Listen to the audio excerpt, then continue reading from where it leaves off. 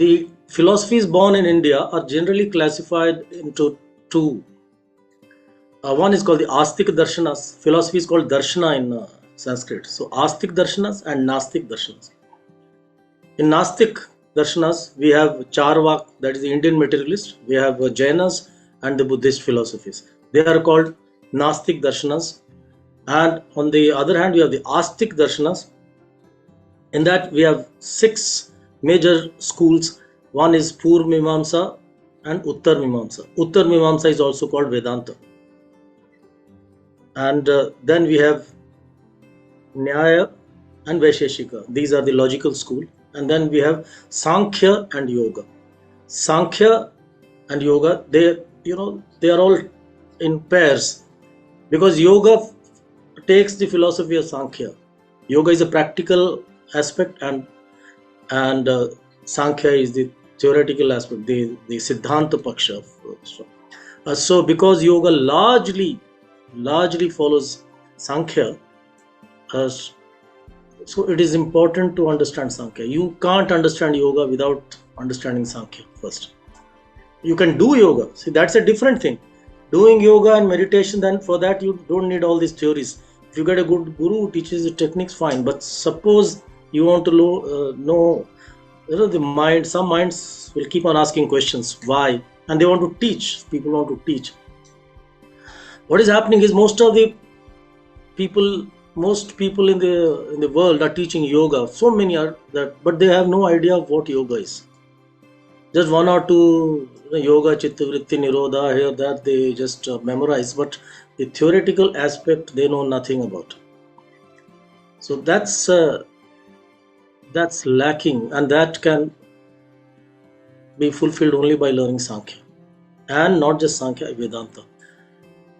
Those of you or whoever studies Sankhya and Vedanta properly, only they can understand Yoga Sutra properly, because yoga takes a lot from Vedanta also, right? And there's a lot of Sankhya in Vedanta,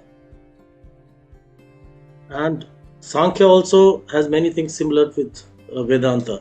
These are not watertight compartments, all these philosophies, and they're not opposed to each other as we are made to believe. They're complementary. So these are the 6 philosophies of the Astik. Those who believe Veda, those who take Veda as the ultimate authority. So that's why they're called Astik. Now Sankhya is purely analytic kind of a philosophy. It's a philosophy, but it stresses on thinking and analyzing intellectually, rationally. There's no dogma here. Nobody is teaching you the God said this or Paramatma said this, nothing like that. They give you the facts. This is what it is. Now in the beginning of Sankhya itself, Sankhya Karika, he says Ishwar Krishna doesn't talk about God or Paramatma or any Devata, nothing. He goes straight to a problem. And what is your problem? That's the problem of everybody in this world. It was the same problems were there 5,000 years ago, 10,000 years ago. Same problems are there now, and same problems will be there in the future. And he talks about the 3 types of miseries that we all suffer from. One are psychophysical miseries. The internal miseries are there. Our physical problem may be there. Our mental problems may be there. We keep worrying. So this is a problem. And then external problems are there. Enemies, insects, and all sorts of threats, competition and all that. Because of this, we are disturbed all the time. And because of that, we may have all the resources, all the money, but we can't enjoy life. Because to enjoy life properly, you need a mind that is quiet. You just try it yourself. You can get rid of these miseries by knowing the true nature of the 25 tattvas of the world. This whole universe, according to Sankhya, is made up of 25 tattvas, the 25 elements. And he says you should know their true nature, what they are, what they do. I won't go into the detail now. So that's what Sankhya says, that you have to just do that. You have to do nothing else. No practice is required, because your misery is because of wrong knowledge, avidya. So if you have wrong knowledge, the only antidote of wrong knowledge is right knowledge, not some practices. You may do puja, mantra, tantra, all that will not help, because you are suffering from your subject to wrong knowledge. Wrong knowledge can only be corrected by right knowledge. Just like darkness, you can't beat darkness. You can take a sword, you can do what you like, nothing will happen to darkness, because a sword or a bomb or something, it will do nothing to darkness. Only thing that can dispel darkness is light. Similarly here, this misery that we are suffering from is because we take this body mind to be ourself, our true nature. We think this is Atma, this is me. That's what we say. And because of that, the problems of the body and the mind become our problems. So Sankhya says, once you get true knowledge, this close relationship between the mind, body, and the Atma breaks, and that's how it's then your miseries will end. So this is what Sankhya says. Moksha, that is liberation. What is it? Just you get free of these three problems, then that's heaven. That's moksha. You don't have to die, because what's the guarantee after dying? What happens? Whether Atma really you get another body, or whether how do you know what happens? But what happens now, that's more important. So Sankhya says right here and now. And in fact, ideally at a very young age, we must learn Sankhya or Vedanta, such things, so that we lead our life very peacefully.